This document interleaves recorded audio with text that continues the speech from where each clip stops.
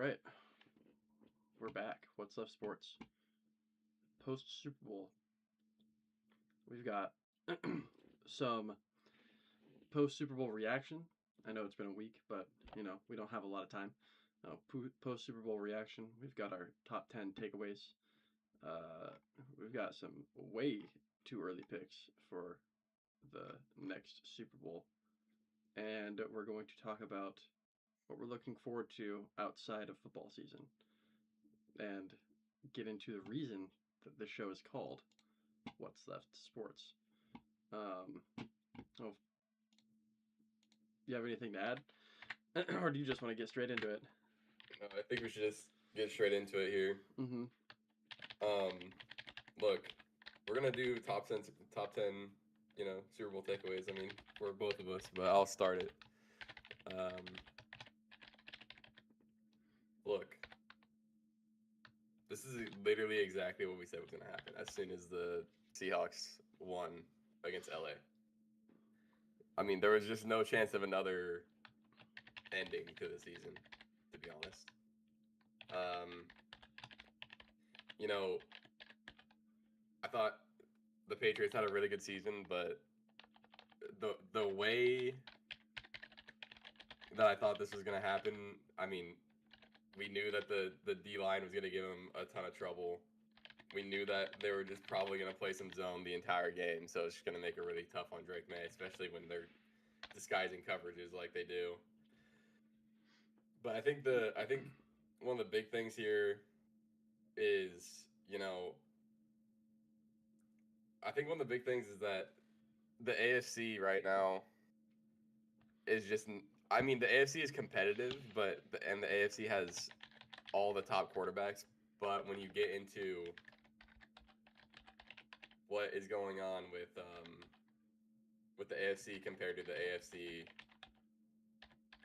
it's just a little bit weird right now. Where the NFC is just has a way better quality teams at the moment, and they're in way better cap.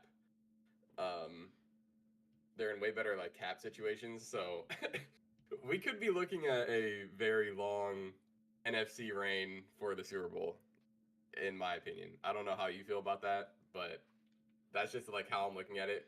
We had for a long time the AFC on top, um, but it's starting to change very rapidly. Um, I don't know how I feel about that, honestly. I think, hmm, I would have to think about that. I mean, the AFC. I mean, It could especially change next year, but it could change next year. it's For me, when I look at like Buffalo, when I look at you know, when I look at even New England being here, I think all of these teams are just like a couple of pieces away, a couple of good moves away from being a Super Bowl champion, Just like the Seahawks were last season, the offseason. It's like you were a couple moves away from being great, and that was kind of proven. So, yeah. I mean, I think the reason why I say that is because when we look at who made each round in the NFC and who made each round in the AFC, I mean, I think the Broncos were pretty good, but I think the Broncos would have got, even with Bo Nix, the Broncos would have got beat by both LA and by Seattle. yeah, there's no doubt about that. That's for sure. And I think the Broncos with Bo Nix would have had trouble against the 49ers, who were in the divisional.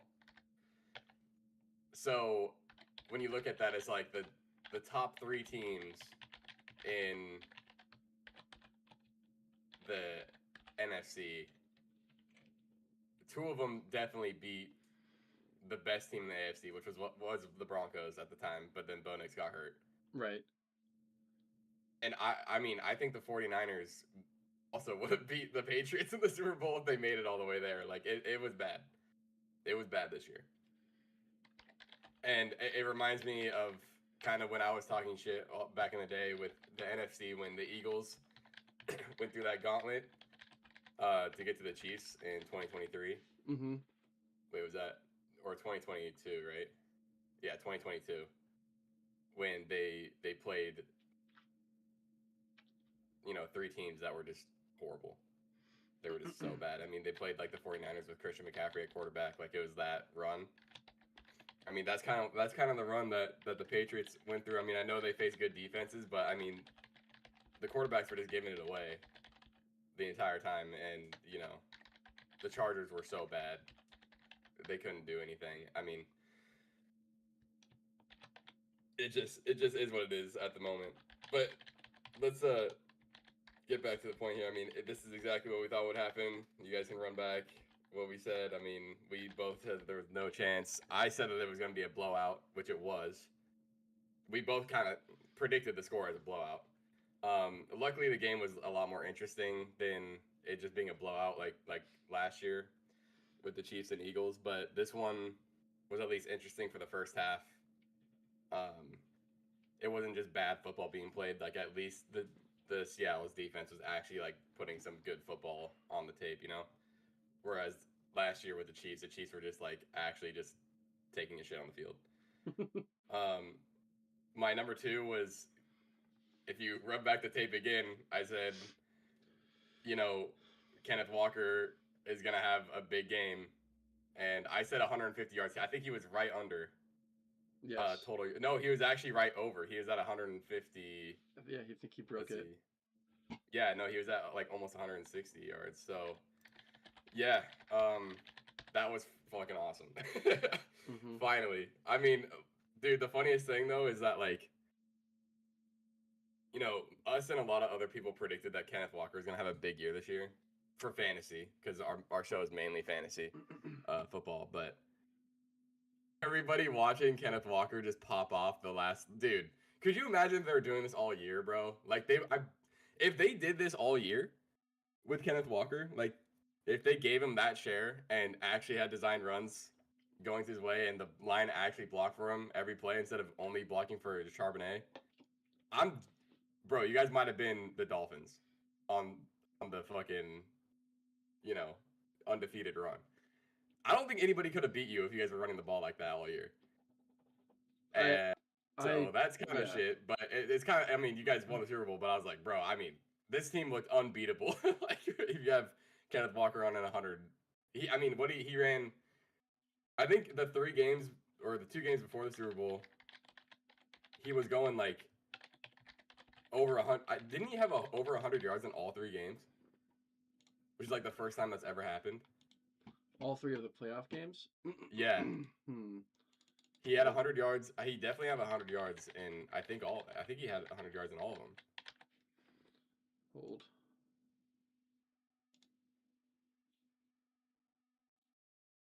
So, I mean, crazy. And then they took away, oh man, they took away his touchdown on the hold, but it was a hold. He probably wouldn't have gotten it, but I was just like, man, I was just so happy for Kenneth Walker, man. Like, just absolutely tearing it up. Got the MVP. What did you think about the MVP? Because there's definitely a case for J-My, for sure. Yeah, there is a case for Jason Myers in my opinion. But I mean, you're never, ever, ever, ever, ever, never going to see a kicker win the MVP of a Super Bowl. There's just no way. If Walker was below 100, I think J-My would have got it. But Kenneth Walker just had too good of a game, and J-My, like, look, this guy's tough as nails. I mean, he went 5 for 5 from field goal, 2 for 2 for extra points. The thing is, here, in my opinion, is that J-My played great. I don't think a lot of kickers can go in the Super Bowl and kick 5 field goals and make all 5 of them. I don't think a lot of guys can do that. But the thing is, Kenneth Walker was setting him up, and I think his longest field goal was like 42 yards. Like, he was just chip shotting the entire time, which is still like impressive to do that on that big of a stage. And dude, my favorite clip from the Super Bowl was Jason Myers going to the sideline. I think it was after his 3rd field goal. Oh, And yeah. he's like high fives Darnold and Drew Lock, and he says, "I'm fucking on today." Like, hell yeah. And then Sam Darnold goes, Jason Myers, Super Bowl MVP. Which, honestly, I mean, I don't know. I think another thing that we have to like kind of talk about is like this was like a and this is like another takeaway that I kind of wanted to add in. Um, the Seahawks have a lot of cap space left. They have a lot. I'm pretty sure they have like multiple millions of dollars, like tens of millions of dollars still in cap. Um, I think they need to do everything they can to like keep the team together because this is like a really special group. I think. Um, Yeah. Uh, I think they just like mesh well a lot. I think they need to like they need to try to bring everybody back, and that actually goes for it actually goes for all the twos and threes as well. The special teams is really special. Uh, so like they with all their money, I think they should be able to bring like 95% of the guys back, and I think they should if if they can. Uh, just because they're so good and they ended the season so absolutely amazing, and I don't think this team is gonna get any worse on the defensive side of the ball, especially. I don't really know if the offense can keep up without Clint Kubiak. We'll see. But I just think this group is like really special, and I think they can absolutely run it back. If they ran it back and won next year, I would not be surprised at all if they keep this team together. I How do think you you're what do right. you what do you Yeah. think about that? I mean, I think you are absolutely correct that this team needs to stay together. Luckily, a lot of these guys are on their rookie contract still, but we need to for sure pay Kenneth Walker. I've been saying it all season. I Hmm. don't care what it takes. You have to pay that man. You just have to do it. Um, I want to say the Chiefs fans. This is just the Chiefs fans right now, okay, mhm. guys. I'm a big Chiefs fan. I'm on your side. The delusion of we're signing Kenneth Walker needs to stop, bro. You guys need to wake up. It's not happening, man. We're not there's no way we're gonna spend that much on an RB, and there's actually no way after he won Super Bowl MVP that they're gonna give him up. Like this delusion needs to stop. And I was even saying this when he was having the generational playoff run. I was like, dude, you guys gotta stop talking about Kenneth Walker right now. Like there's no way he's getting to us in free agency. There's just not. We have negative 50 million cap space, bro. Like stop. We're not gonna pay a guy 14 mil. Number three, Sam Darnold, new nickname. I'm pretty sure they're calling him Ghostbuster, which is insane. That's a crazy nickname. Uh, That's wild. I fucking love that nickname, especially because he did it against the team he won it in the Super Bowl against the team that he was seeing ghosts from like 7 years earlier. Amazing. I think everybody needs to call him Ghostbuster at this point. Um, a number four takeaway. Uh, me and a lot of people. I mean, I was at least I could say I was quick to flip from being a Sam Darnold doubter to a believer, but I think I still need to do the Sam Darnold apology. Why did I doubt this man at the beginning of the season? He won 14 games, and then I saw the playoff game of him, of the Vikings getting annihilated in the playoffs, and I was just like, oh yeah, that's gonna happen a lot. But also, I failed to see that the Vikings are just a cursed organization.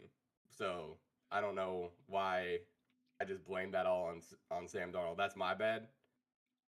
This dude, I mean, dude, this this man might be one of the greatest game managers we've ever seen in the game in football. Like this guy, I mean, I thought like a lot of people were like, oh, he was underwhelming in the Super Bowl. I'm like, dude, I don't think so. I mean, he did exactly what you need to do when you have the best defense in the league. He just didn't give the ball up. Which, by the way, they did not have a single turnover in the playoffs, which has never happened before. So it's like, what, what else could you want of this man? Like, they're saying that like you think that Drake May outplayed him? Like, all of his yards came in garbage time. Like, come on, man, it's not happening. I haven't seen anyone saying that Drake May outplayed Sam Darnold, but if you have, Yeah, Just I like that's mean, just because he next has level more yards, delusion. it's like, bro, you're delusional, man. It's Like, you got to get off the yeah, stat book and watch the game. that's next level delusion. Like Um, look at what Drake Bay did in the early in that game until the fourth yeah, quarter. Like no way. which I mean, He didn't even have over 100 yeah, passing yards, and he went for 3 and out 4 times in a row in the yeah. second half. Yeah, I don't know. Which brings me That's into my mine. next point, number 5: East Coast arrogance and ignorance, bro. I think a lot of people were surprised that the Seahawks came in and absolutely dominated this game, and that's partly with the East Coast being like ignorant of what's going on the West Coast. It's partly on the NFL too for not giving the Seattle any primetime at all. Um, you know, even though they knew, we knew by like game 4 or 5 that like this team was for real, and they didn't flex any of their games in the primetime, and so nobody knew about it.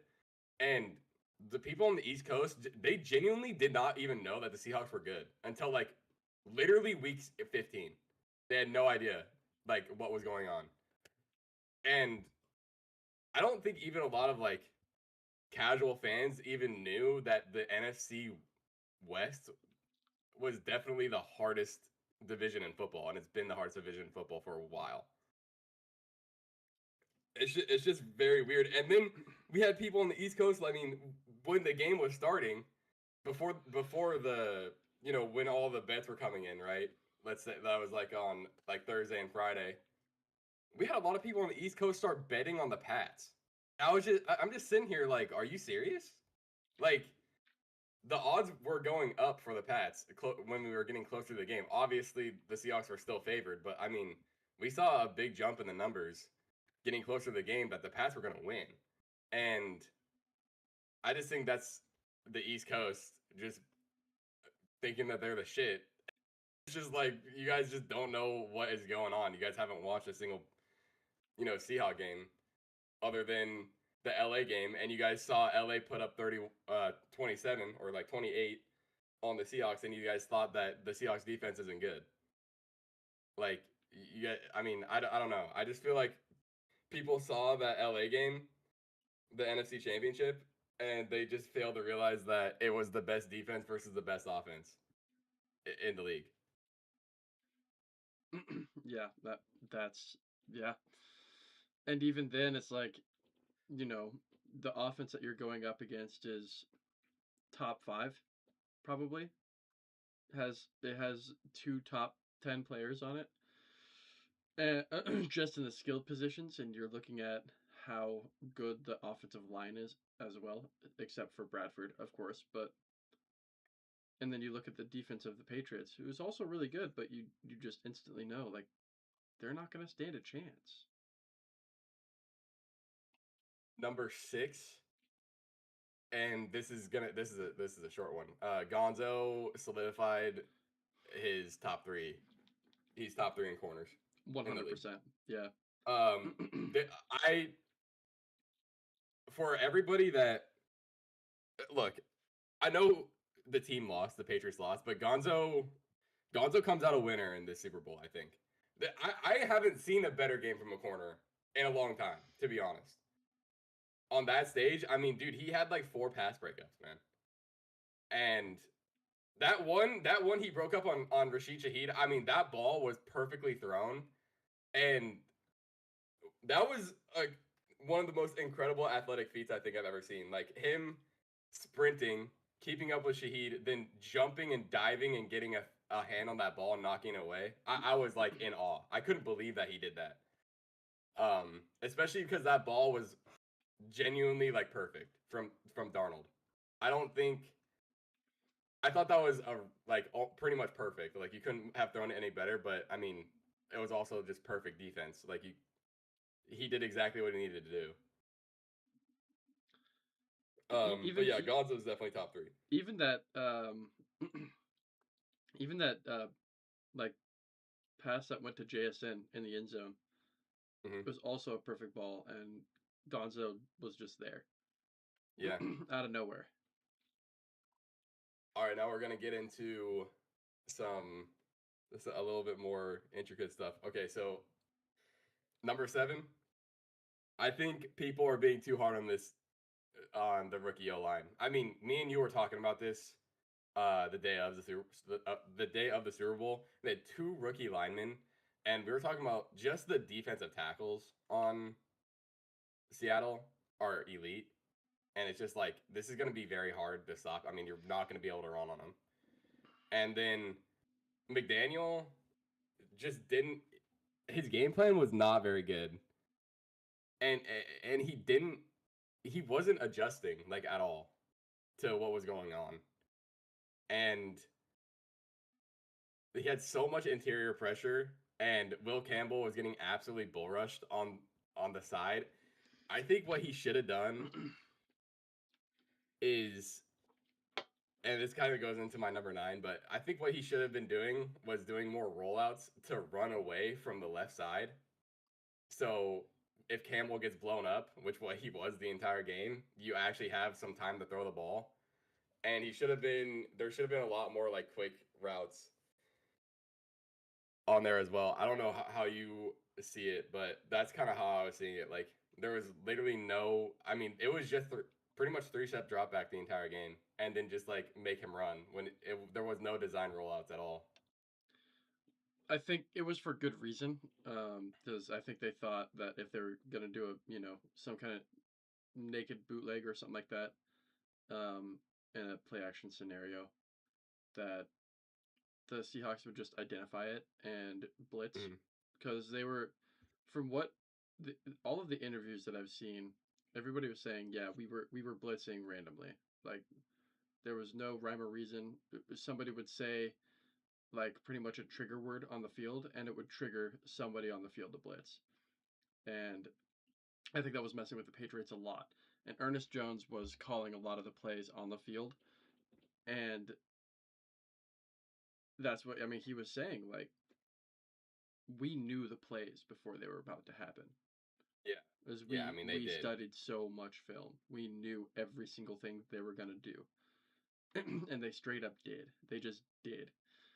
Um, I think putting Drake May in a situation where he's taking 3-step drops on a consistent basis is better for him to potentially get out of a situation where he needs to scramble, as opposed to send him on a bootleg, because then you're just stuck. I think it would have ended up better because our defense is so fast that there was no time for him to run in the first place on a 3-step drop. That whereas if he were on a bootleg, he would have time to either A, throw it away, or B, make a move in open field. Yeah, Um, so yeah, I and thought, that's kind of where I'm getting there too. Like, if, yeah, at least if you're on a bootleg, like yeah, you're right. Like you do have probably a blitz coming. That doesn't mean on a 3-step drop that the blitz isn't coming, but also it mm-hmm. gives him way more space to work with. And maybe if he dodges a blitzer, he can actually scramble, Yeah, because he didn't do any scrambling this game. no, I he did mean, not. it wasn't. Yeah, so that's kind of what I was thinking. But I mean, McDaniel didn't even look like he had a backup plan. Um, and he went out there at halftime. I was like, dude, something needs to change, right? And he didn't. And that goes into number 9. McDaniel, lack of adjustment. He needed to have a backup plan, and he didn't. Yep. Um, and I was surprised. I mean, I know that Drake May he really threw like 2 deep balls this game. One of them got picked, and one of them was a touchdown to Matt Collins. I Yeah. was surprised that they weren't trying more on the deep ball, just because of how good their receivers have been at catching the deep ball and how good Drake May has been at throwing the deep ball. There gets to a point where you know you're gonna lose the game if you keep doing what you're doing, so you might as well take some shots downfield. And I think that just kind of happened too late for them. Uh, Also, I think that I think McVay was,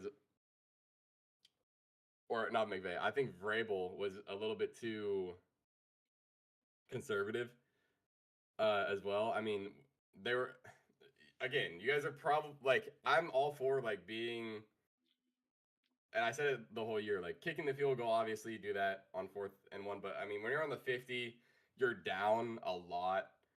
you're gonna lose probably if you go off the field and punt it.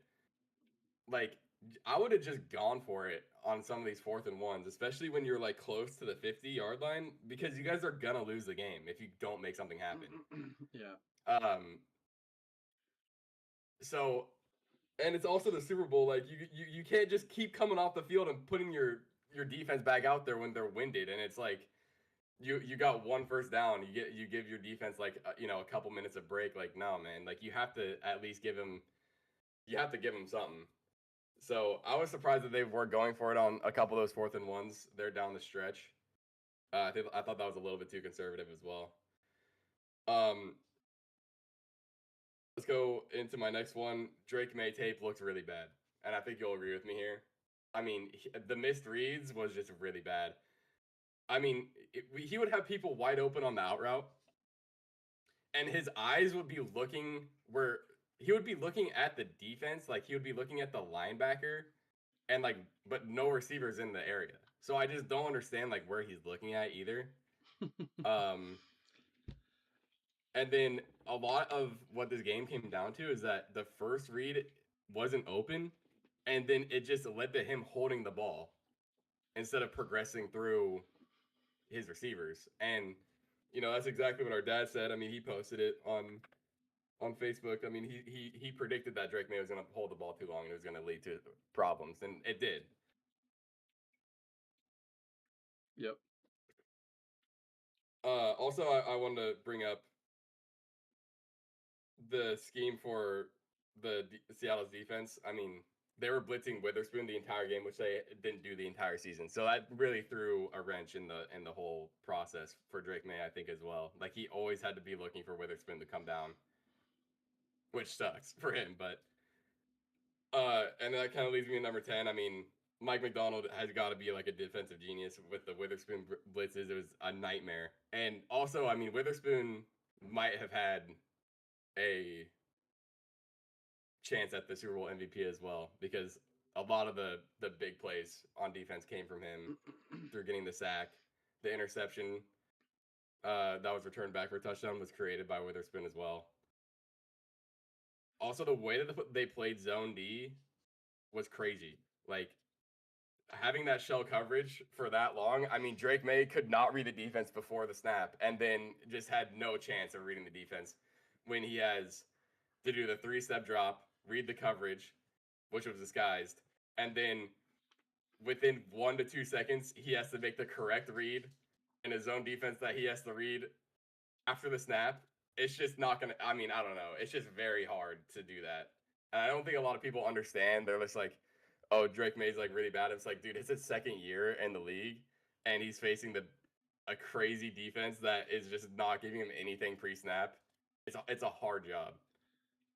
One thing about that shell defense too that they run, I see a lot of pundits always say, "Well, they're just playing cover 4 and cover 2." No, that's No. just not correct.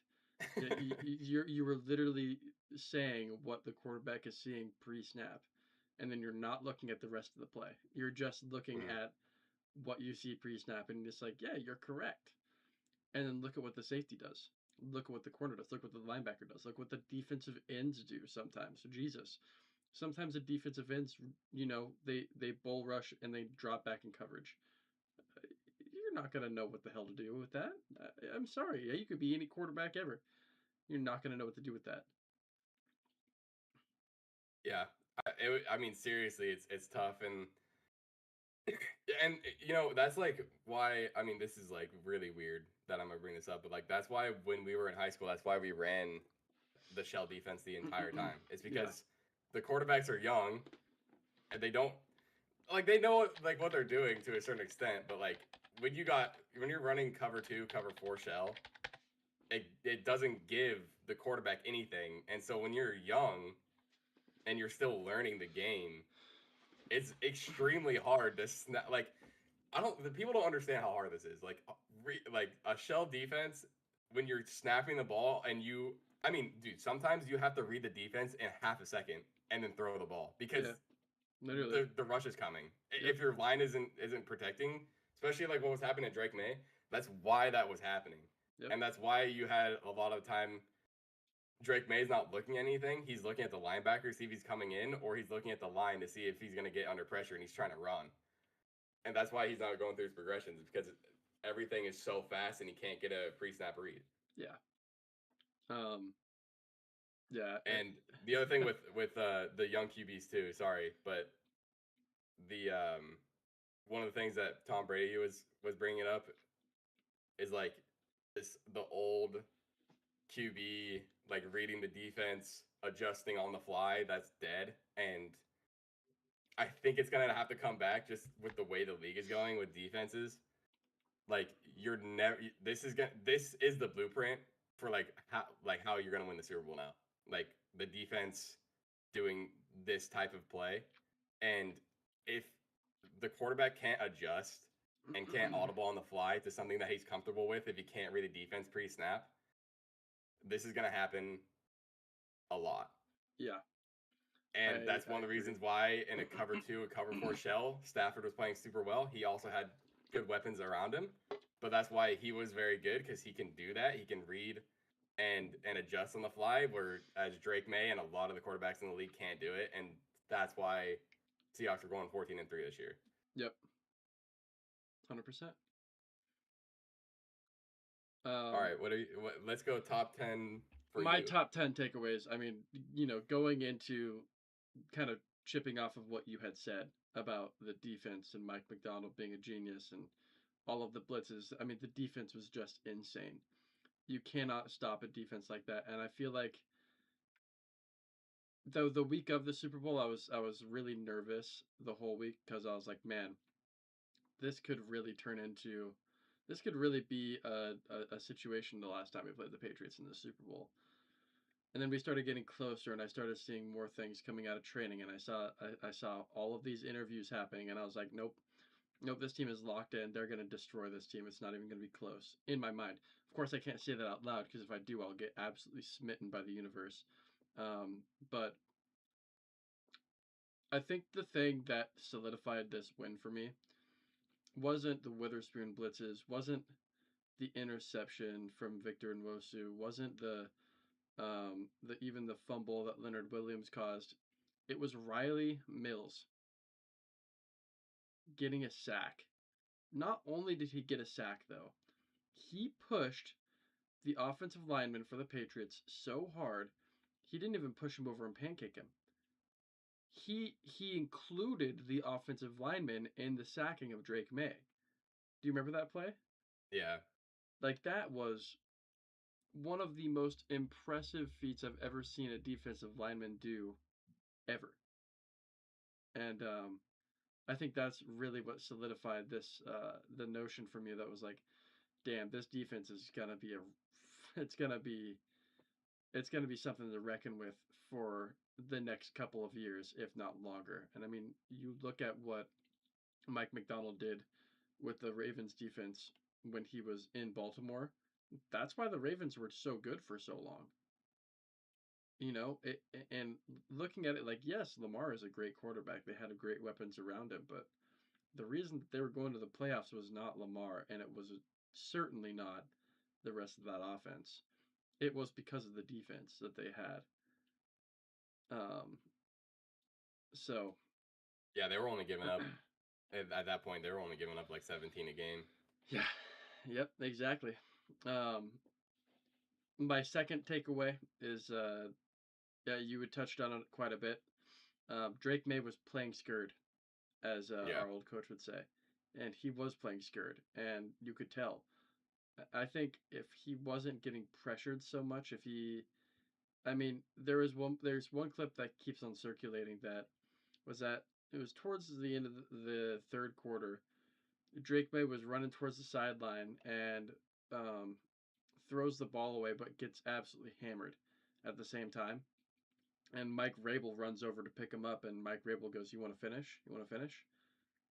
And I was like, Were there talks of Drake May not finishing this game because he's getting like beat up so badly?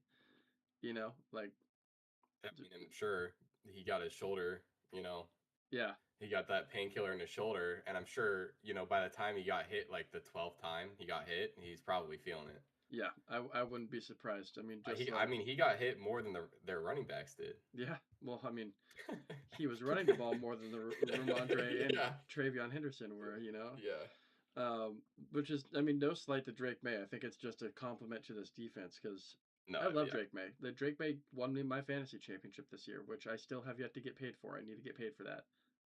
But yeah, that's it was a it was just interesting to see because he has been so elite all season in his passing ability and his reading of defenses around him. I mean, granted, yeah, he didn't play a defense quite like this one all season until he played the Broncos, and the Broncos were, gave him some trouble, but he ended up on top.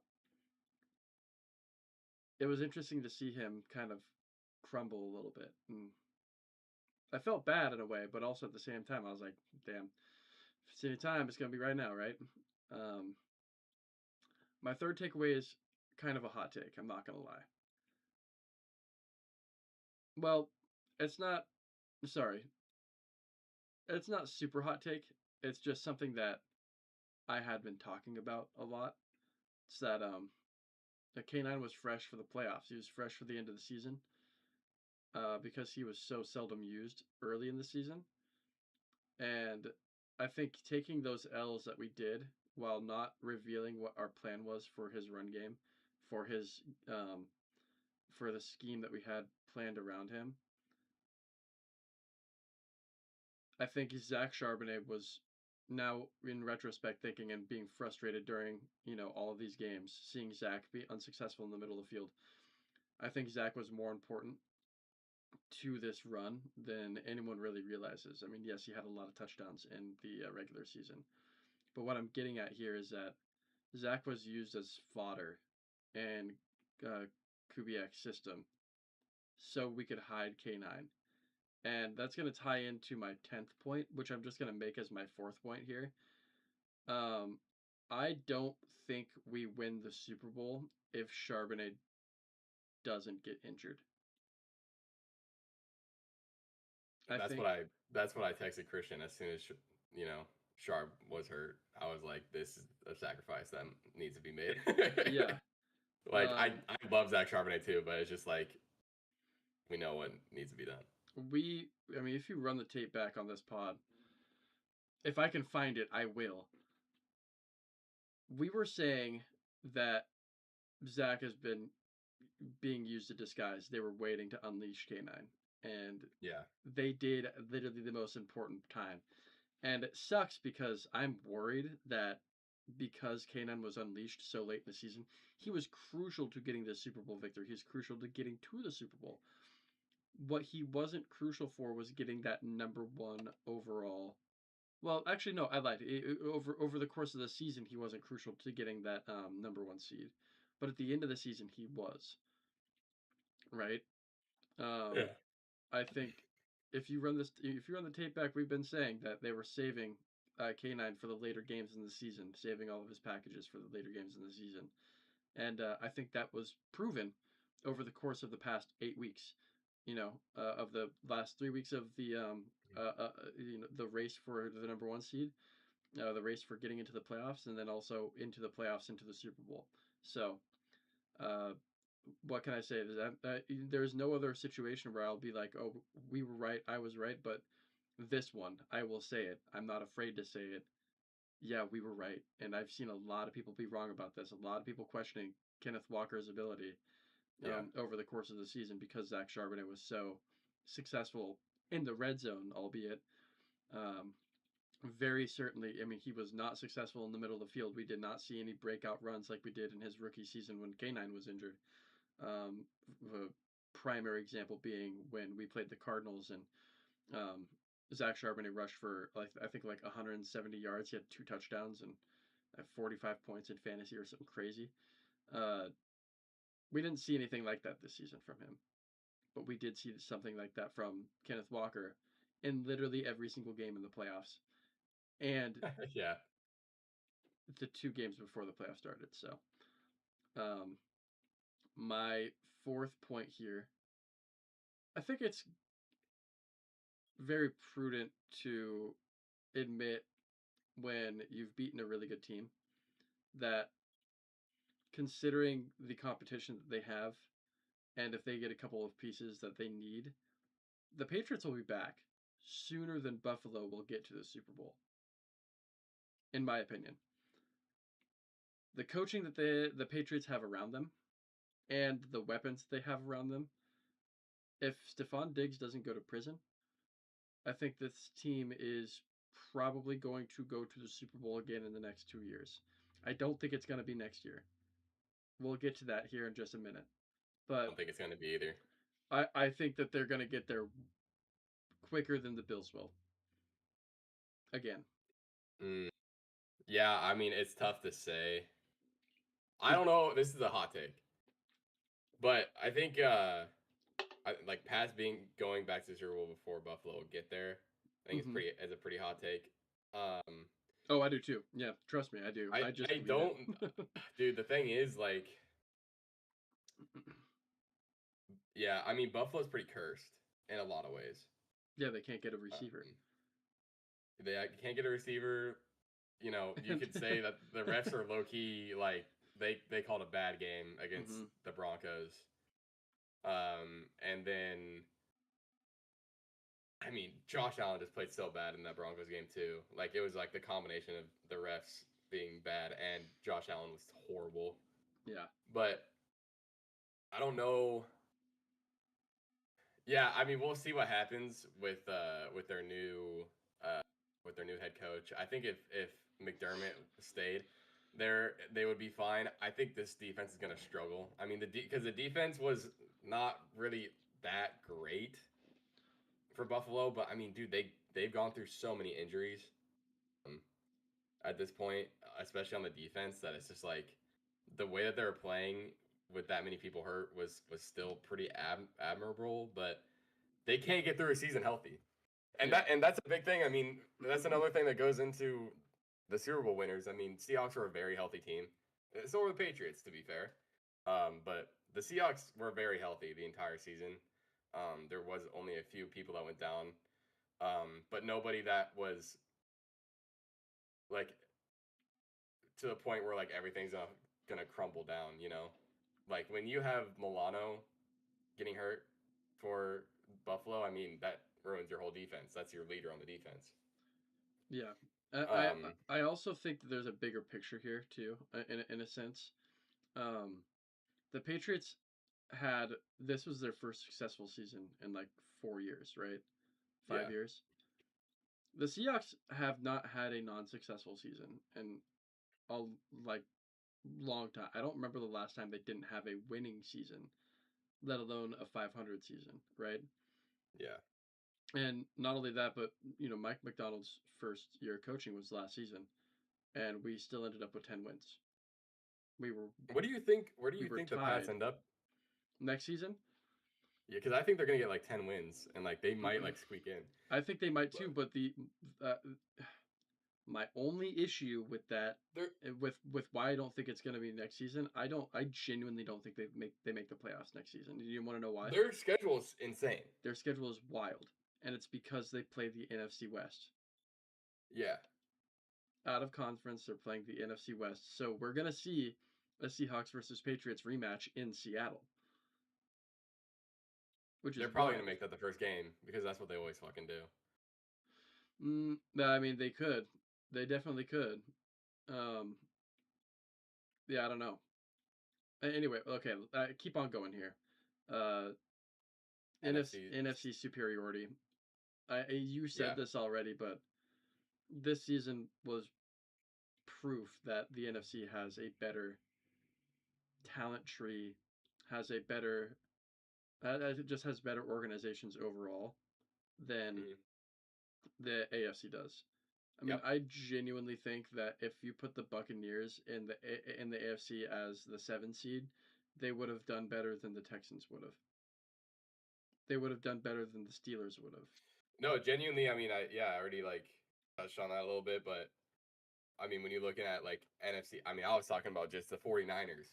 Like they would have probably beat everybody Yeah, except for like the Jags, but like Well, I mean, even the Jaguars. Against Denver and against I mean, they definitely would have beat the Patriots. The Niners Mm-hmm. would have. Mm-hmm. I think Denver would have been a very close game, but I mean, LA was gonna beat everybody. If you put, yeah, like what you said, if you put the Buccaneers in, I mean, they're definitely beating the Texans. Yeah. Well, I mean, and I mean, the thing is too is like even the Jaguars, kid, like the Jaguars still lost, and I had them going to the Super Bowl, because I thought Yeah, that they were the best team. yeah. I don't know. It's interesting for sure I to mean, see the I mean, NFC let's be look at so good. even like you put the Bears into the AFC.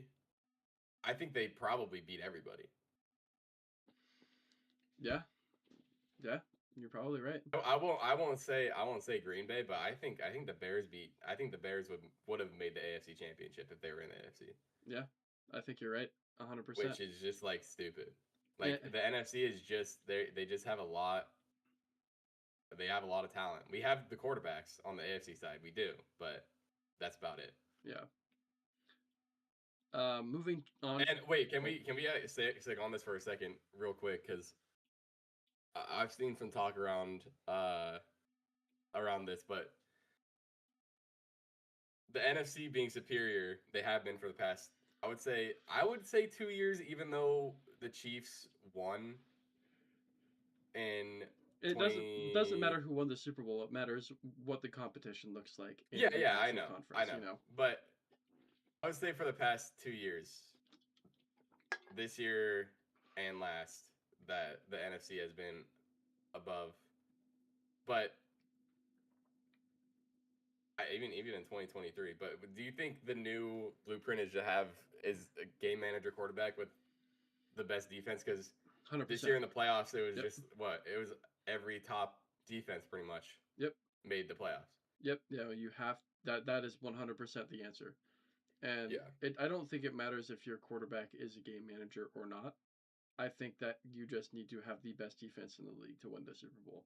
I mean, but it's been the Now, blueprint for a while because the Chiefs had a top five defense with Patrick Mahomes, and then they mm-hmm, won. And mm-hmm, then the Eagles had the best defense in the league, although their offense was also very good. But they had Jalen Hurts, game manager, quarterback. They won, and now we have Sam Darnold, who played really well, but in this game, I mean, game manager with best defense in the league, and now they won. yeah, That's 3 years in a row. yeah, it's true. You can't say it for going back further because the Chiefs had a horrible defense and they were still winning the Super Bowl. So I don't know if you can really make that argument. Mm-hmm. But certainly now the game is. I mean, the whole game, the NFL is just changing to defense.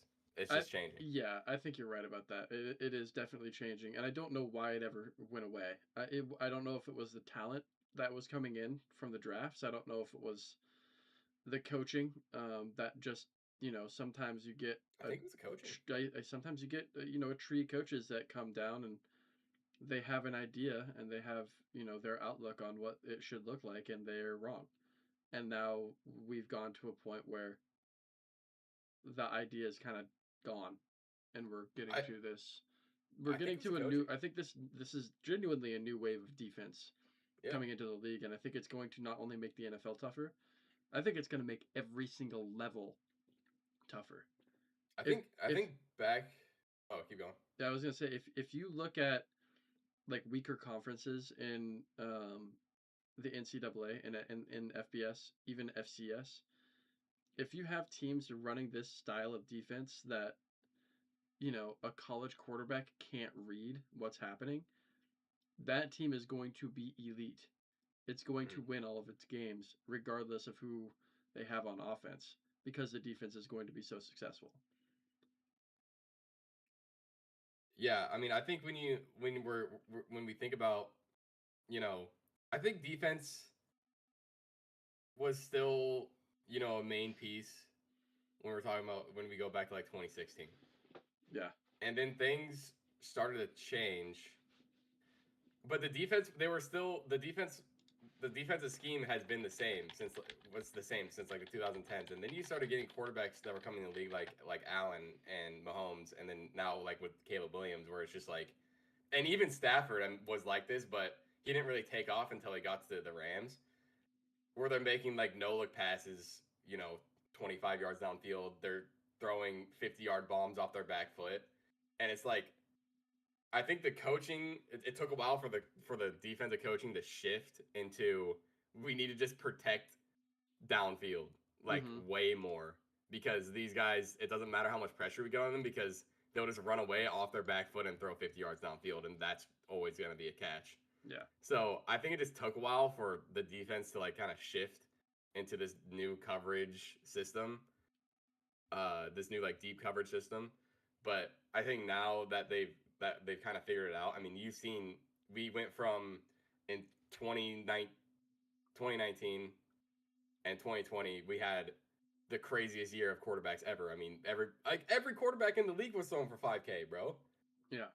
Yeah, that's true. And it's just I mean, it's hard now in the league to even get to 4,000. Like we're talking like Drake May was MVP level and he had like 3,500, right? I Mm-hmm. mean, obviously Stafford went above 4,000, but other than that, I mean, it was a one vote away, from Drake May being MVP, and he was at 35.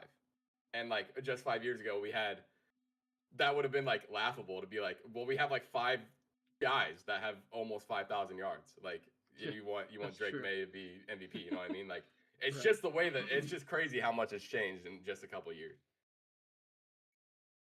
um, my next point that I want to bring to the table is that I can now finally brag as a Seahawks fan that our moves this offseason were the best moves in the NFL. We brought in Mm-hmm. DeMarcus Lawrence, who I think is the most important player that we brought in this offseason.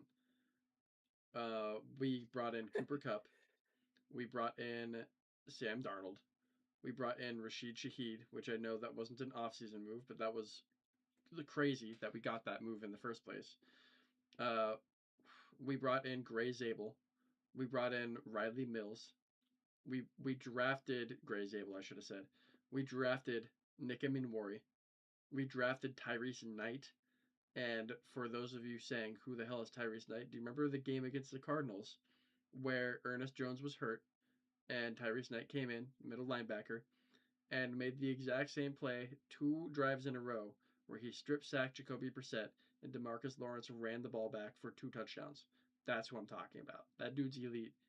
UTSA, shout out. Wait, no. Sorry, not UTSA. No, wait, no, yeah. UTSA. Sorry, UTSA. Um,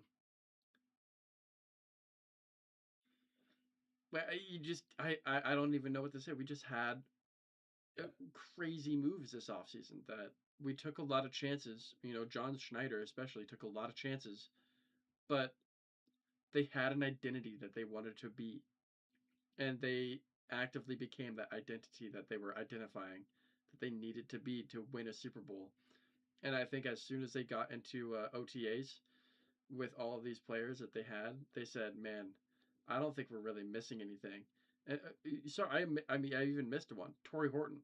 I don't think without Torrey Horton getting hurt, I Dude. think if Torrey Horton doesn't get hurt, we probably don't bring in Rashid Shaheed, right? Yeah, I mean, Torrey maybe. Horton is Man, really Corey good. Horton is so good, bro. He is so good, and we drafted him in like the fifth round this season. Yeah. Somehow he was still there. We were like, oh, that's the guy that we would have taken in the first round. I'm like, well, you guys are insane.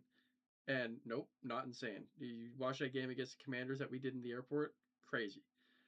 Um, And you guys aren't afraid to play them too. That's the other no. thing. A lot of Yeah. these other places don't put their rookies in. I mean, as a Chiefs fan, I'm one of those people that gets pissed off about it. And the Seahawks are just like, no, we trust the system. We're just putting you in. You're in the system. You've been in the system for 5 weeks. You're going in. And that's one thing I'm afraid of with losing Kubiak. I'm curious to see who we hire as our offensive coordinator next because as we know, Kubiak is going to Las Vegas, and I wish him the best there. I want to see the Raiders succeed more than anybody on the planet. That's actually a lie. I'm sure my dad wants that more, and probably my friend Mark.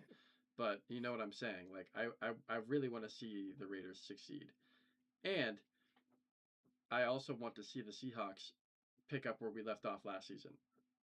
with a Super Bowl victory and a deep playoff run and a really good season that makes you the number one seed, get that bye week. I don't know what offensive coordinator is going to give us that. And I think it was really foolish of Mike McDaniel to just take the Chargers job without waiting till after. I think it's really foolish for a lot of these guys to take jobs before the Super Bowl ends because of this exact reason. I don't think that they were bought that Kubiak was going to leave. And as soon as the Super Bowl ended, they got their answer because Kubiak said, "I'm going to Las Vegas" on the fucking field, which I thought was. I had mixed feelings about that, to be honest with you, but I think he was just ready to be like, "Listen, this is what's I think it's happening." disgusting. You do? Yeah, Yeah, it's fucked up. it is a little fucked up. I won't lie. I think you're absolutely correct about that. I think he thought he was a little hard done by Is because I think he thought he already deserved the head coaching job going into the season. But bro? I, Is I'm there no like? There's no like. there's no decorum anymore, man.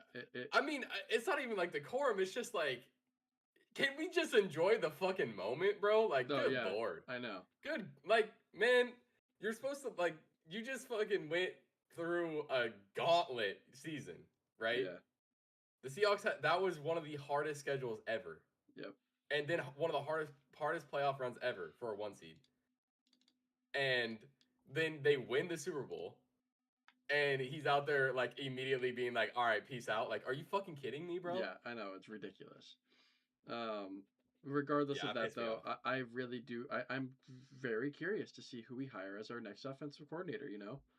Like John Gruden. Is that who it's going to be? Oh Jesus. Like I would have a heart attack. I think. Oh, Um, I don't think he's a good fit. I think I would have loved to see Mike McDonald come over to Seattle and be the offensive coordinator in this in his system with this talent around him. Like I think Sam Darnold proved that he is the game manager that he needed for his offense to be successful. That Tua was not. And I don't know if Justin Herbert is either, So I don't know. Whoever it is, it better be someone that will utilize and try to get Kenneth Walker back. This is one of the reasons too why they need to change how the coaching stuff shouldn't take place until the end of the season. And it's 100%. because of Yeah, this specifically is because who the fuck is available right now? I know. And I'm sure a lot of those coaches would have been like, I would rather see like what's gonna happen in the Super Bowl, right? Like you don't think that a lot of these guys would not have taken their jobs and they would have gone to the Seahawks, Right. like Mike McDaniel Yeah, definitely would have, right? I think so. If you got the interview Um, for it, I don't see Matt why not. Nagy definitely would have probably wanted to go to the Seahawks to fucking call plays. I mean, I know that's like worst case scenario, right? But like If that's Matt still. Nagy got a job with Seattle, I wouldn't be a fan anymore. I won't lie. If we hired him, I'd be like, we're throwing, bro. Like, have you seen his success rate? It's zero. So that would have been really funny though. Like we both went through the same fucking thing. I'm not Like we're joking. throwing. I mean, at least the Chiefs won Super Bowls with him. But like at the same Kid, time, I was when we hired him, I was like, we're definitely throwing. I am not kidding. They I nerfing us, would not have watched a single Seattle game. bro. I mean, I've watched too hiring many Matt Matt Nagy is Nagy a nerf. games. It is, yeah, It's a nerf. You're nerfing yourself.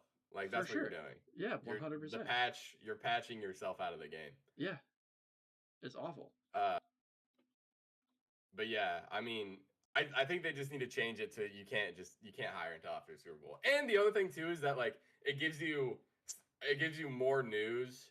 The news cycle is still really good leading up to the draft, and like Correct. it just Yeah, makes sense. it does. And then after the draft, then you have the off season, right? Mm-hmm. Because right now there's not going to be really anything until the draft. I don't think anybody's going to really be talking about the draft until like probably a month out. So you're gonna have like a month of like nothing really happening in Yep. football news. Whereas like if you left it until after the Super Bowl, then you would still have your news coming out, and then you get that month of stuff happening, and then you get another month of drafts, and then the draft happens, and then you go in the off season. I think that's just a much better. I think that's much better for the league. I agree. I Um, think it is too. Uh, my next point is how humble this team is. You know, this team doesn't brag. There was one instance where I think Tariq Woolen got caught doing some stupid shit against, and it was against the Rams. It could have cost us the game, but it didn't. Thank God. But after the game, I just Oh, dude, that. But okay, can we just talk about that real quick? That was weak. That was a weak penalty. I'm sorry. oh yeah, I mean I agree I'm it sorry. was, but That shit was unacceptable that they threw that fucking flag on him. listen, dude, that is one of the penalties that I actually I yes I agree it's weak, but you can't go to the opposing team sidelines and taunt. That's Bro, he against the rules. barely was. He literally was just. He literally looked toward them and was just like fucking, like It nodding was his head and saying something, and it's I just was gonna like, say come, it's bro. probably something that he said that was because we don't know what's said on the field unless they're mic'd up, right? And he was not, Yeah. that we know of at least. Regardless of what it was said, you just can't do that. I'm sorry, you just can't. I get it. I get it. Trust me, I get it. But Well, okay, but like how? Okay, so you can't do that, right? mm-mm, You can't nod to the other sideline and say something. no, But if you get a turnover, your whole defense can go to the opposing end zone and start just talking shit to fans. that's different because it's sanctioned by the NFL. I'm just saying, what the fuck? I know it makes no sense. That's why, in my mind, I think it's weak because it's just like, bro, like you're saying on a turnover, my whole team can go and heckle the fans, Listen, but they that can't nod and say some shit toward the other sideline. That makes no sense I agree with in you. my It doesn't opinion. make any sense. And the thing is that like the NFL introduced that not too long ago, like 4 years ago, where they started telling teams like, hey, when you get a turnover, start going to the end zone that you're going to be that you were defending and go celebrate. It's like no, you Yeah, told us and that it's we also can't do that, inconsistent. and it's very inconsistent. Yeah. Anyway, Inconsistent also in the fact that like we saw a open hand punch. I think no, no, yeah, no. yeah, That's called a uh, slap. yeah, slap, and there's no penalty. But Right. you're saying I can slap a person, no penalty, but I can't look toward your sideline and say something. That's a penalty. Correct. You also can't I mean, closed come on, bro. fist slap somebody either. That's also Yeah, not but I'm allowed. just saying that like that's why I think it's weak because you can literally just fucking punch. You, sorry, you can literally slap somebody Yeah, I know, and I not know. get Eh, and 50% of the time you're not going to get a flag. But if you look toward the other sideline, nod and say something, that's an immediate flag. Listen, this is why we need full unionized refs in the NFL. Yeah, I mean, That's yeah. just it. Because these rules need to change. They need to be more consistent, and they need to stop sitting there and. I mean, for lack of a better term, these refs they're like fucking meat ride some of these players, and it's not okay. So that's my point there with that. Okay, But well, what I want to get where to, your number 8 is fucking hot take. my number 7 is where I'm at is with the how humble this team was when Ernest Jones went to do that interview with Boomer Esiason, or no, not Boomer Esiason. Uh, no, that's not who it was. Why am I forgetting the guy's name that does the fastest 3 minutes? That is Boomer. That is Boomer. Okay. Yeah, Um, Boomer tells him that he had 11 tackles, and Ernest Jones goes, "Who?" And Boomer goes, You had 11 tackles." He goes, "Oh." Like these guys don't track their stats. They don't track any of this. They just want to win, and they want to win yeah. as a family. They want to win as a team, and that's kind of beautiful in a way to me. I like that. Uh, yeah, you're right. My number 8 is a hot take, but there's a caveat that I didn't write down. Jason Myers should have been the MVP. Okay. Maybe not of the Super Bowl, but of the season for the Seahawks. Has there ever been a co MVP for a Super Bowl MVP?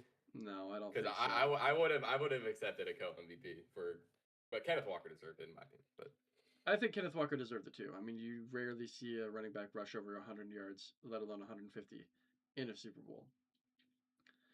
But Jason Myers broke the single season scoring record, Yeah, yeah, yeah. He did. and I mean, he took it.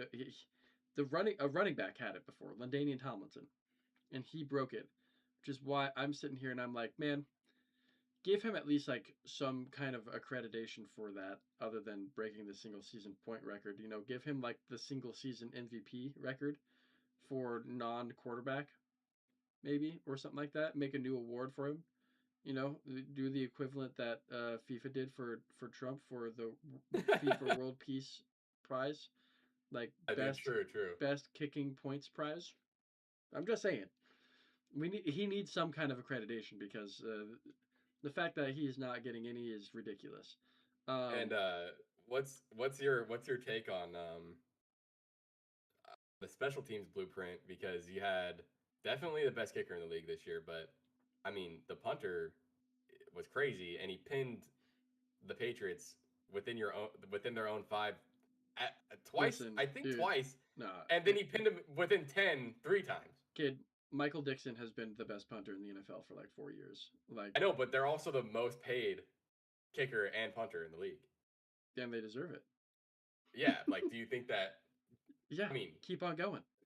Keep it going. I mean, what do you think about like other like for kickers, and punters? Like what round are they going in now? I mean, that's really important, and like a lot of why you guys won a lot of the games this year was your special teams. Yeah, Like, do you think this is a changing? Do you think we're taking kickers in the fourth round now?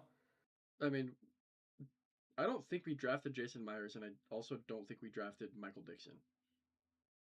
Yeah, but look at what's going on in the league with like Cam Little and Aubrey. Oh no, I You hear know, you with that. like Yeah, the long kicks and like Jason Myers. I mean, he doesn't have like the leg, but I mean his accuracy is insane. it is. That's very true. And same with the punt. I think you guys did take the punter in the did draft. did we draft Michael Dixon? I don't know if that's true or not because I he's an international. Um,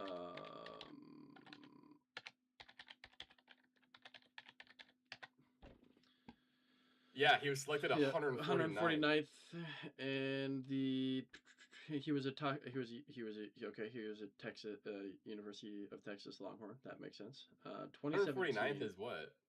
That's like the fifth round. So 28. No, that's the fifth round. Yeah, 149th. So he was 2018 draft.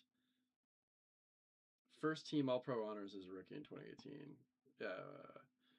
Okay, let's see here. Jason Myers draft. 2013 undrafted in the 2013 NFL draft. Signed with the Jason Myers been in since 2013. Jaguars. Yo, yeah. And then Holy joined the heck. Seahawks in 2019. Joined the Seahawks technically in 2018. Yeah, I don't know, man. I think Thought he was sometimes younger. you just gotta have guys buy into your culture, and then they will be more successful when they're bought in. Straight Oh up. wait. Um, were you there? Yeah, I'm here. Can you hear me? Oh no. What happened? Oh, you Oh, just cut out for a sec. yeah, that's because my stream disconnected and is attempting to reconnect a few seconds ago. Why does this happen? What? I don't understand. I don't get it. Okay. Anyway, maybe so. Maybe not MVP for Jason Myers, but give him some sort of better accreditation than what has been given. Number 9, John Schneider at the post Super Bowl party drunkenly said that K9 tried to bargain with him, and it was weird. And then he started an MVP chant after that. Needless to say, it was a really weird interaction, and I thought it was kind of just like, brother, don't talk business when you're drunk. Stop. I highly doubt that K9 was doing that, by the way. Well, that's what everyone was saying. Is like, no, he didn't. So I don't know if John Schneider was trying to make like a weird joke that everyone in the crowd was like, dude, shut the fuck up right now. I We think want this guy to get back, but I don't know. I think it was funny, like low key. I think it was a funny joke. Like I would have laughed. I'd have been like, "Ha, I get it," because he won the MVP and now he wants 20 mil. But Yeah, but the there's fact that no way, there's no way K9 did that. The fact that he said that K9 did that, and then he said that it was kind of weird when the whole thing that you're trying to do is also like really weird. I thought was just like, why, why? But it's fine. He's gonna resign. He's not gonna. He's not going anywhere. Um, yeah. The 10 we already went over because I went over it my number 3, Yeah. so I'll skip over it. But let's get to our way too early Super Bowl picks for 2026. And you want to pull up the graphic because a lot of people are fucking graphic mind The graphic. with yeah the graphic for they put it up the graphic for the Super Bowl for the next Super Bowl. Please send it to me because I don't know if I have it.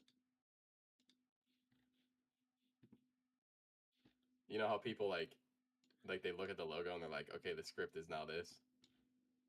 Oh, they put that graphic up? Yeah, I'll send it to you in the lobby. Wait, they're not supposed to put that graphic up until like September. There it is.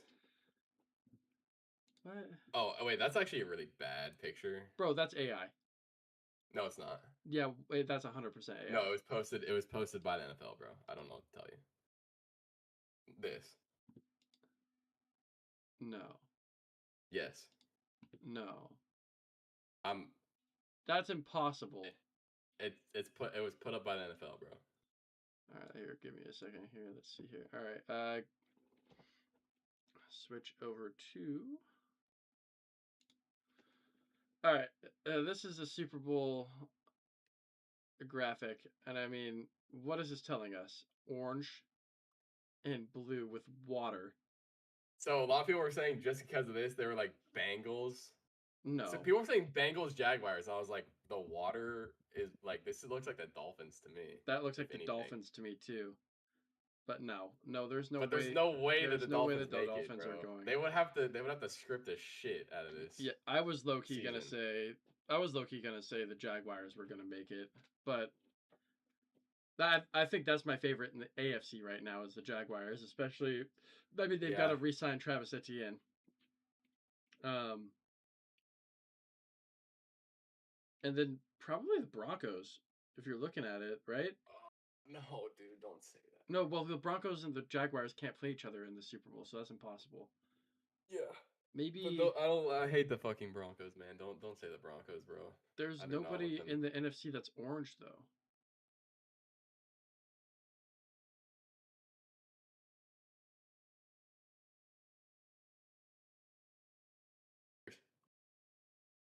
Who? Oh, I guess the Bears. Well, I mean, Hmm. based off of this graphic, it seems like to me that it's gonna be the Dolphins. It might be Dolphins Bears, which would be a fucking sick Super Bowl. I'm not gonna lie, that would be so weird. That would be bizarre. That would be so weird, bro. Uh, but based off the graphic, I'd say Dolphins Bears. Hear me out. Hear me out, okay? Super Bowl 61, they have the teams use their throwback uniforms for the Super Bowl. Oh, that So would be this is sick. really just looking at Broncos or Bengals versus Seahawks.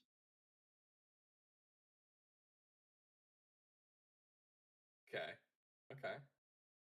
I mean, But we also have to I think we have to wait because the graphic that everyone was talking about that was that was like, oh, this is scripted with with Drake May and Sam Darnold in the very front. That was yeah. released in September, right? Well, that So wasn't the Super Bowl graphic. Like that, I don't think that was like really the Super Bowl. Wait, let me see. Super Bowl graphic for Super Bowl 60 was No, the Super Bowl 61 was the one with the Golden Gate Bridge. It was like purple and blue. Like that was a graphic that they put out yeah, for okay, like I the see. hunt, but like Yeah. yeah. Wait, no. The graphic that I'm talking about was put out in September before the season started. Yeah, I know. But that's not like the Super Bowl graphic. Oh. That was just like a graphic that they put out. But that was like the main Super Bowl graphic was like the LX with the Golden Gate Bridge in the L and the X. Yeah, I see what you're saying. This one, I see it. So this one, I'm like, Bro, they didn't know what the fuck was gonna happen though, right? Like that's what this whole graphic is because there's so many different there's Green Bay, there's San Francisco, there's Seattle, there's I mean you can't really say that the Vikings because that's the only purple team. Well, Sam Darnold play for the Vikings. Stop. Okay. Okay, well, okay, wait. Let's stop fucking graphic hunting. Like, what's your actual pick? Seahawks Jaguars. I like that pick a lot. Um, damn, I like that pick a lot, dude. What if we had a what's left Super Bowl, bro? A what? What if we had a what's left Super Bowl? Like like our picks are Hawks correct? Chiefs. Oh, oh fuck. Dude, if we had Hawks Chiefs Super Bowl, that would be If we fuck. get if it's Hawks Chiefs Super Bowl, we would bring the setup to mom and dad so we could We do probably would our have to. call at yeah, that'd be wild. That'd be crazy. Oh my god. I kind of want to pick Hawks Chiefs, but I don't think the Chiefs are there yet. I think we make the playoffs next year, but I don't know if we're gonna go. I think just But getting like we have the farewell tour, like the Patrick Mahomes, Travis Kelce farewell. yeah, I think that in of itself could be enough. The only thing is Rasheed Rice gonna stay out of jail? Yeah, I don't know. Uh, uh, None of our receivers can make dude. None of our receivers can make I know any like it's when you insane. have the receivers that can't have separation. Where our best separating guy is fucking Thornton, like it's bad. Yeah. Who do you think that you're gonna draft? I mean, we should probably save this for. But I think I know who you're gonna draft in the first round this year, and I don't think you're gonna like the answer. Or, who do you think? It's gonna be the Is it the edge rusher or Jeremiah? no, it's neither.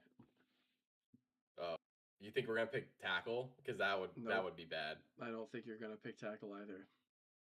What? Oh, you think then the safety? Nope. Oh, I okay, think then you're just wrong. I think you're taking Kenyon Sadiq, The tight end? tight end out of Oregon. No, I think you're wrong about that too. I mean, I could I see think why, we but I think we're it's gonna go three ways. We're either gonna pick the edge or the safety. mhm. I can't remember their names right now. Bain is the edge if he's there. We might take him. Jeremiah Love or the safety, which is Downs, I believe.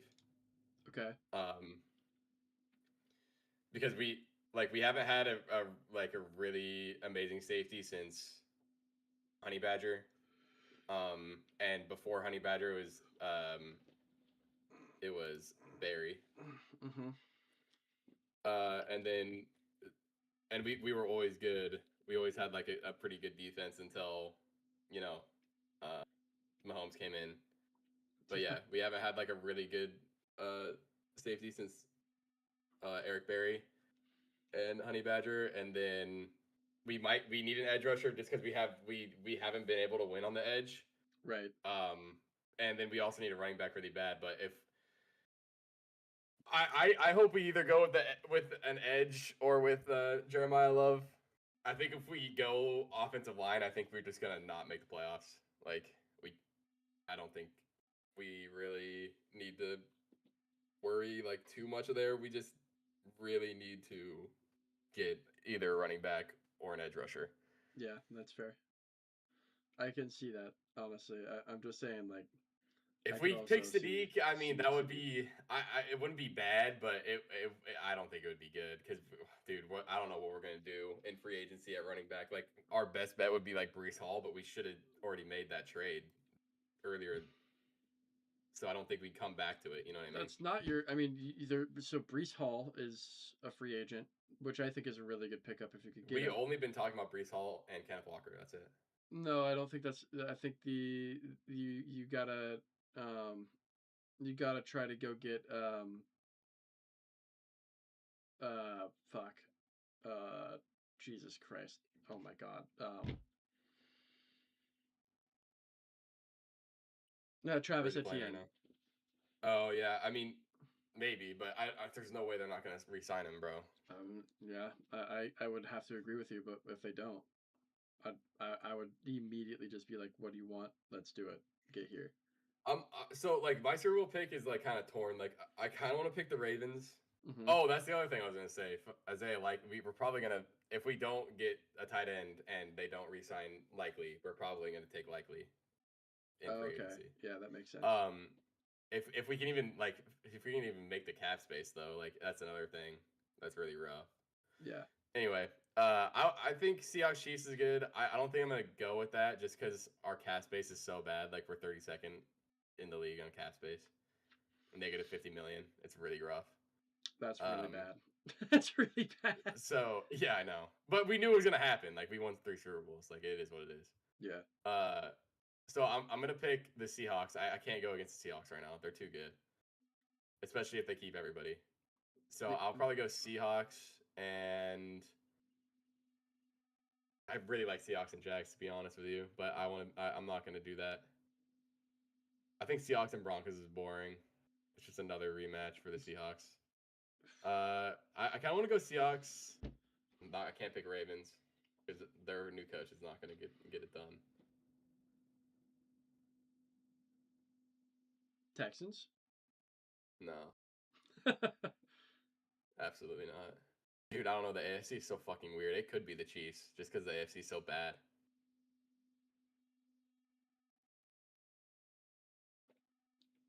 Yeah, I guess. Jets. Yeah, yeah. It's really hard because I would pick the Ravens, but I really don't think their new head coach. Like that was my pick before Harbaugh got fired, and I was like, oh shit, they're not gonna make it next year. No, I don't think the Ravens are gonna do a whole lot next season. To be honest with you, I don't think that whole division is gonna. I think the Bengals are gonna win that division next season. It Genuinely. could be the Bengals, yeah. But I don't think they're It could. gonna. I mean, Seahawks Bengals. I think that's actually. No. I could run that. Their I, defense is so bad on the Bengals, though. Kid, I think But the Bengals are going to be the 4 seed in that. They're gonna win the division with a losing record.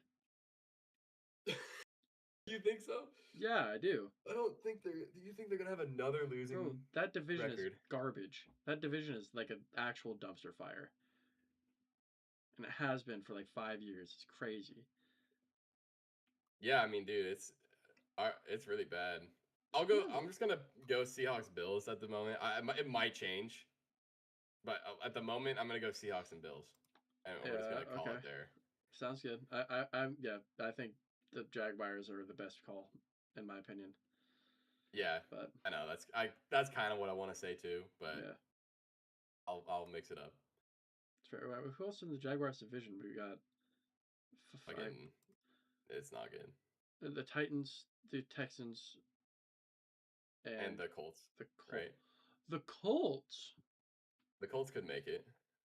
Colts could make it. Colts could make it.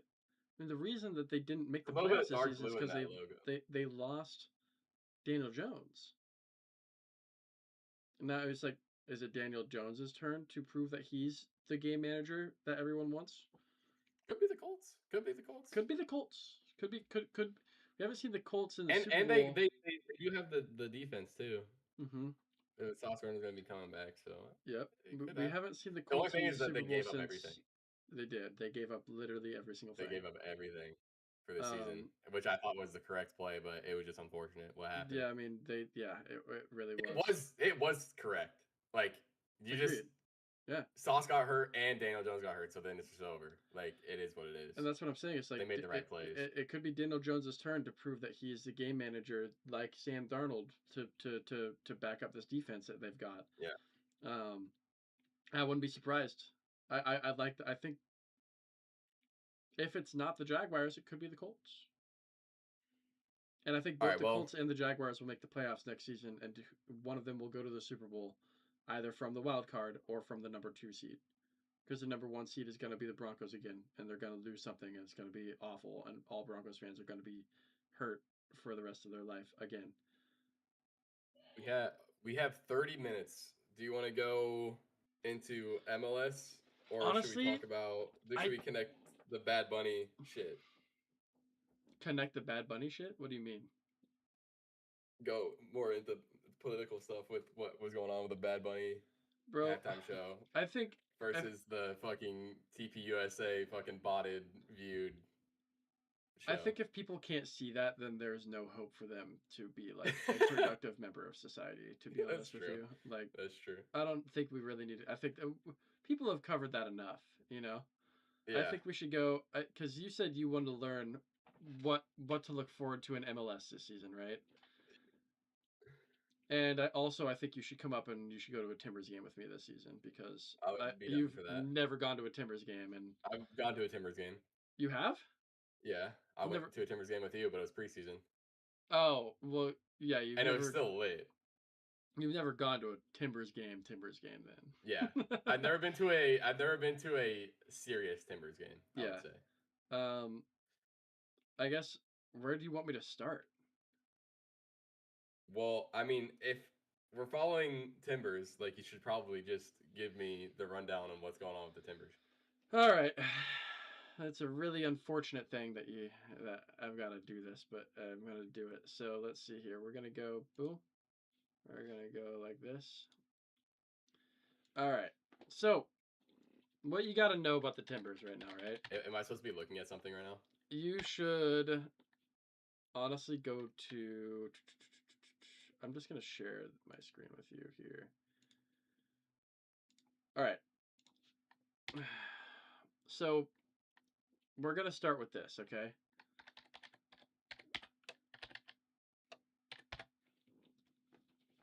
It sucks that you're coming into the Timbers this season. Okay. I'm not gonna lie. I'm just gonna be super straightforward with you, right? So we lost 3 of my favorite players in the past 3 seasons. Portland. No, stop. And that really sucks. I'm trying to find a good image for people for our lineup, but I'm gonna be unsuccessful. First and foremost, we got rid of Tillamook as our sponsor on the front. They're now our side That's sponsor. And do you know who our front sponsor is? it's bad. I remember seeing it, but it's bad. Tillamook on the front was so good, bro. Oh god, dude, help me. No, no. Yep. What the fuck is that? Bank of America is our new kit Oh sponsor. no, man. It's worse than you could possibly imagine. They're only gonna be on there for one season, bruh, because they're sponsoring the World Cup, so they want to like be in soccer, but like they're only gonna be on here for one season. Yeah, these jerseys are honestly, I wanted them to grow on me because they're supposed to No, be those look bad. they're supposed to be a homage to Civic Stadium when Civic Stadium first opened, and yeah, it's just they just like look at this. They cooked with these. These were gold. The TikTok on the side, Alaska Airlines on the front. You know, The Tillamook ones look really good. yeah, the Tillamook ones are great. I mean, that doesn't say Tillamook on it, but these are awesome. TikTok on the side. You know, you got the Cascadia trees. You got the plaid. I Great did see kits. the And I then did see the kits. these ones have these are for the anniversary, right? Every single ring of the stump represents 1 year, right? And it's supposed to be the 50th anniversary. Great kit, super cool, right? And then we go to this, and it's just like why are our midfield players wearing a goalkeeper's jersey, right? It's just stupid. Why is it I like love. yellow? I know, yeah, that it's just bad. I love the 1844 Southwest Morrison Street. You know, like it's the address and everything is great. I really like the design, like Yeah, the that's awesome homage. too. I think that looks really good. The Bank of America logo has always been bad, in my opinion. I agree. The Bank of And America having logo Bank of sucks. America, like not even like the logo. If it was just the Bank of America logo, would be fine. But actually saying Bank of America looks really bad, Yeah, agreed. and the Yeah, color is horrible, in my opinion. yep, it's awful. And whereas like the Tillamook was so Dude, that looks clean, great. the boat is just like that's a sponsor that you want to have your on your kit, you know. And Yeah. we lost the TikTok sponsor, which I mean, after what TikTok has done, I don't, that's fine with We me. don't care. Yeah. Yeah. Anyway, I So really like the Alaska Airlines one too. I thought that one was good. yeah, but Alaska Airlines, they backed out. It's stream cutting in and out. That's great. Just lovely to hear. Thanks, Christian. I don't know what's wrong with my internet, but something is wrong, and it's not great. Not great. Um, it could be because the settings changed when I updated my NVIDIA graphics card. That could be it. But what was I going for? What was I saying? Um, Do you think they're gonna have any kit that like looks better than this throughout the season or no? no, Fuck, I mean that's tough. last season they wore these, which was like our Clyde jerseys is what they were called because it was They're like cool. these jerseys were sick. Um, but that they will never have they will never ever have a jersey like this ever again, or like this ever again. These ones were all four of these were my favorites. I thought these were so cool, and they will never have anything like this ever again, and it's really sad. Kind of sucks, but it is what it is. So that's the first thing, right? Which sucks. Second thing is, last season we got rid of Evander. Yeah. Evander then becomes, hold on, I'm pretty sure he was the MVP. No, he was not. It was Messi was the MVP last season. Never mind. Um, Oh God, what do you? I forgot Messi was in that. What? yeah. So Messi plays for Inter Miami, and that's another thing. We had a guy. His name is David Ashala. He's 22 or 23. He was a central midfielder. He's Argentinian. He's probably going to go to Europe next season, but we ended up sending him to Inter Miami so he could go play with Messi Okay. for a 3 million allocation, and he's like one of our best players on the field. Um, Okay, that's tough. really tough. Now Jonathan Rodriguez, we also got we let him go because of injury, and he just wanted to go back home to Uruguay. So also really tough.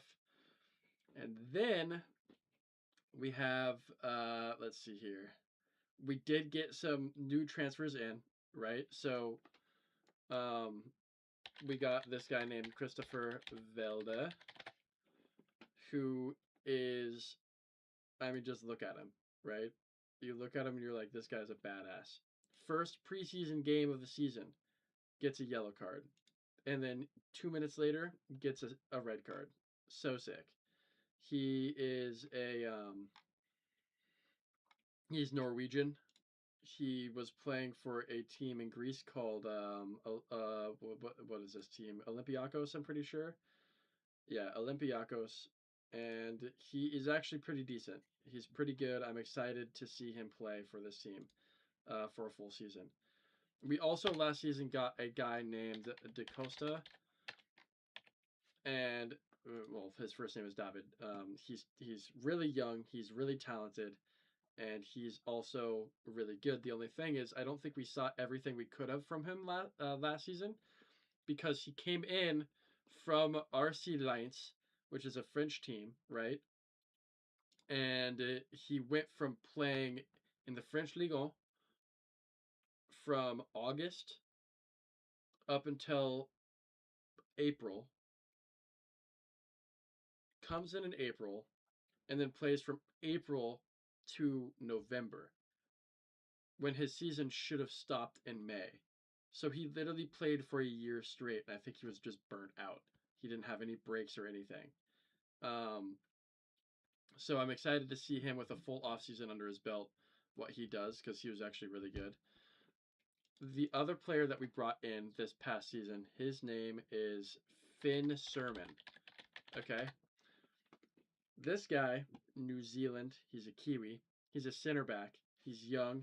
He's really, really good. He's really, really fast. And he is exactly what this defense needed because we were the highest. We allowed the most goals the season before he came in the league. And now, this past season, I think we were tied for, I think, 10th for most goals. So it was definitely a big improvement. Um, yeah, dude's absolute nails. really quick, really makes really good decisions. Yeah, it says he's a Kiwi, but he was born in Cardiff, so he's probably got It says multiple he was. nationalities. So I'm just looking at this. It says he got called up for yeah, he played for the New Zealand national team. New Zealand. Yeah. Yeah, and actually, there was a really horrible thing that happened to him this past season. He was making a goal line save, right, and he slid, but he slid in the direction of the goalpost, and the goalpost, the way that he slid, it went right in between his legs. Oh Hit shit. him in the groin. He was out for a couple weeks. It was honestly really awful to watch. Jesus. Um, every single other player that we've got, we've got James Pantemis, who we call him Pants. He's our goalkeeper. Awesome dude, really cool guy. Glad that he's finally getting his chance to play. Because we got Maxime Crepeau went to Toronto, I believe. We had both of the Canadian national team goalkeepers playing on our team, fighting for a starting spot in Portland, which was kind of wild. Um, Literally, like the only person I recognize from back when I was following lightly is Diego Chara. We still have Chara. yeah, Diego Chara's still on the team. This is probably going to be his last season, but He's 39, bro. I know, and he's still catching up to people who are in their early 20s, which is wild. I think that this is probably going to be his last season. He's still top class, in my opinion. He has such a good attitude, always has, always will. I think that it's going to be interesting to see what happens with him this year. Because last year, you could definitely see a dip in his ability, and I'm just hoping that that plateaus and doesn't go down anymore. But we thought that last year was going to be his last year, but now seeing that David Ashala left, it makes sense that it's not. Um, Now, the thing is, in my opinion, we need a new striker. I don't think we're going to get one. Um, it's just unfortunate, but I just don't think I really this year Who's our striker right now? we have two. We have Felipe Mora, and we also have a guy named Kevin Kelsey. So, and the way that we had it set up last year was really weird. Kevin Kelsey would start at the away games, and Felipe Mora would start at the home games. Um, but we've gotten to the point where we've started to just start Felipe Mora because he was just better. And yeah, it was really interesting. We also have this guy who's really good that had a really good start to the season last season, but then he got injured. His name is Anthony. He one of the quickest players I've ever seen run down the right side.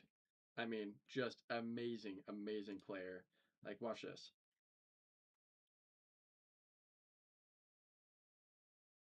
Oh, that's. Oh, right. Crazy goal. Goddamn. Okay. The most MLS goal you've ever seen, but it was still cool. Like, he flicked it to himself, he put it over, and then half volley from Going out of bounds. David Costa. Yeah, so we've got a couple of midfielders that are going to be battling, I think, for a spot. Number one is going to be Joao Ortiz, number 80. He's quick, he's decent, he's kind of, he's 29, so he's getting older, which is crazy to say. And he didn't really play all that well last season, but he's going to have a chance. We've got another guy that just came in last season named Felipe Carballo.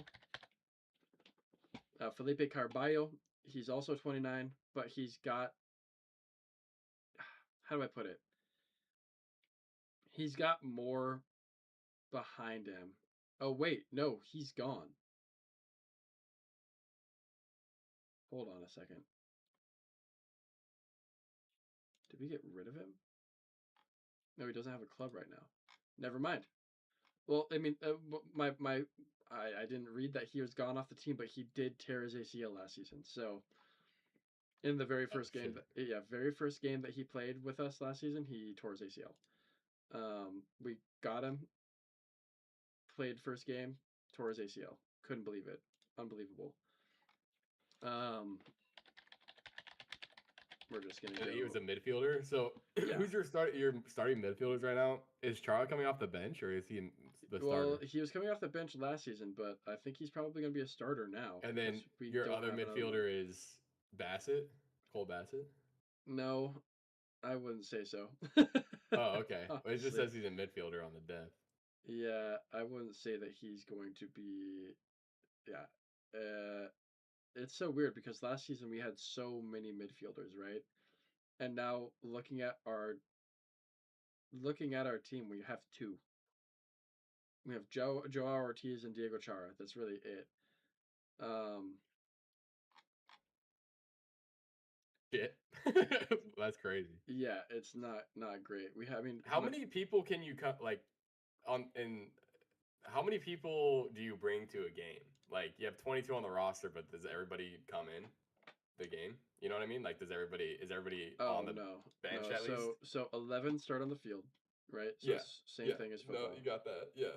And then you've got the bench would be what, one, two, three, four, five, six, seven, eight, nine. Nine on the bench. It used to only be six on the bench, I believe, and they changed it a couple years ago. So now we Okay. can have six subs in a game instead of three subs.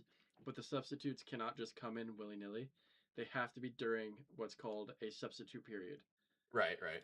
So yeah, it's a little different now than it used to be. But definitely not everybody is in the game, or like in the team. You have to get picked to be in the team, and then you play from there, right? So like if you get picked to be a person on the bench or at your starting position or what have you, but if you don't, then you're just in what's called the reserves.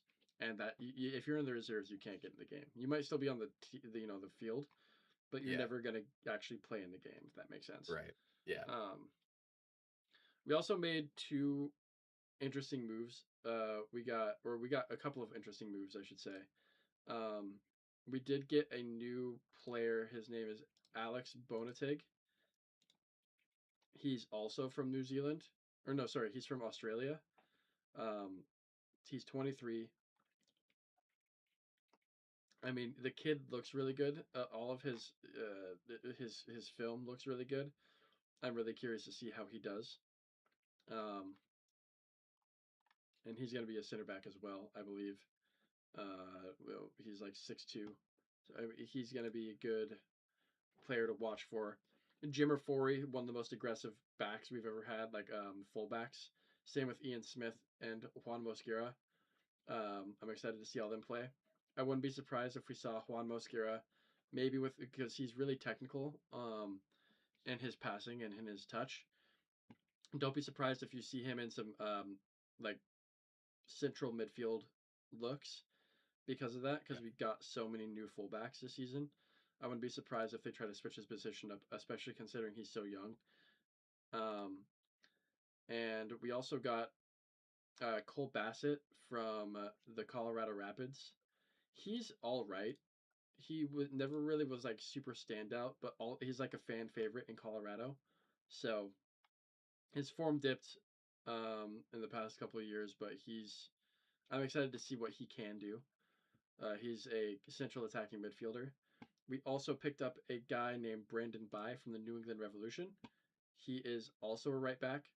He is, I mean, he's 30, so he's getting older. He's going to be a little bit slower on the pitch, but having that veteran presence is really helpful.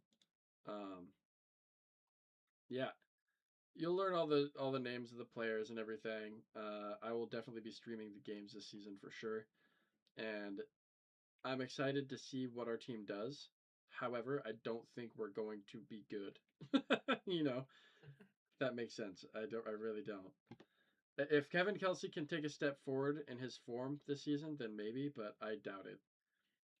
Um, yeah, I his contract also Phil Neville's. This is his last year on his contract, and he hasn't really impressed me a whole lot yet. So I don't know what we're gonna do when his contract is up. It's gonna really depend on what happens this season. But I mean, we need a new striker for sure. We need a new striker, like really, really, really, really bad. Um, And we need another midfielder really bad. I think our defense is pretty set. We've got, Kamal Miller is great. Finn Sermon's great. They were a great pairing last season. They got rid of my favorite player, which is Dario Zuparic, but that's fine. The Jonathan Rodriguez, like I said, is gone. Yeah, I'm excited for the season because I'm always excited to see the Timbers play. I'm always excited to go to games, but same time, it's really tough to watch sometimes because of how bad we are. And And like, go ahead. oh, I was gonna say, last time we won the MLS title, we won it way back, right? Was it 2018? 2016. 2016? Yep. Or sorry, And then, 2015. oh, geez. And then we made the playoffs after that. Every single year. Um, Every single year it was Seattle every or single year. yep, Seattle or Portland Timbers in the one or two. And then 2018 we went back to the MLS Cup and lost to Atlanta United 2-1. Right. Yeah. Yeah. Right. Actually, hold on. I And think then, hold on. 2018 MLS Cup lineups.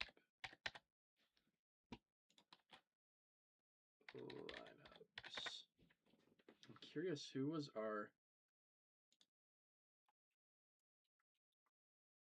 forward was Jeremy Ebobisse. Okay, that makes sense. yeah, and fucking Valeri. This was like prime fucking It was. Timbers. It was prime Timbers, Diego yeah. Chara was playing really good, and then I remember watching Diego Valeri, and I was like, dude, this guy is insane. Yeah. Yep. Um, It was just yeah, unfortunate because they had Joseph Martinez and Darlington Nagbe, who was our fucking, and they had Miguel Almiron, so that was unfortunate. And that was on my birthday in 2018. I will say too. Yikes. When is the first game of the MLS? First game of MLS is on February 28th for the whole Okay. league. February 28th is the first game. And then it would be March 1st. So that Sunday would be you have Sunday night soccer.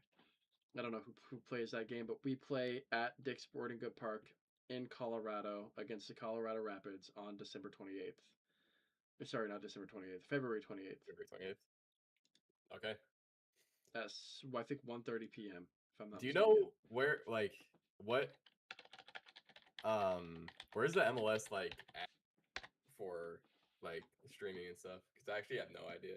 Apple TV. Is it just, oh, it's Apple TV? Everything's on Apple TV. And okay. I'm subscribed to it for life, so. Oh, shit, I might have to, Yeah, it should be on the TV, but also, like, just let me know. I'll give you the password and everything. So you can watch the games.